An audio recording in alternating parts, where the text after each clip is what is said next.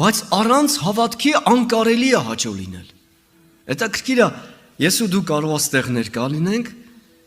ու չհավատանք, որ մեր աղոթները լսվում է, չհավատանք, որ մեր աղոթները կպատասխանվի։ Աստծուն հաճելի լինել չեն կարող, չէ՞։ Տենց ասում Սուրբ Գիրքը, առանց հավատքի անկարելի է հաճո լինել Աստծուն։ Բայց նա, որ մոտիկանում է Աստծուն, պետք է հավատա, որ ինքը կա եւ իրան փնտրողներին վարձահատույց է լինում։ Եղբայրներ քույրեր, Աստծուն հաճելի լինելու համար պետք է մեր սրտի մեջ հավատք Աստծո հանդեպ, Աստծո խոսքի հանդեպ։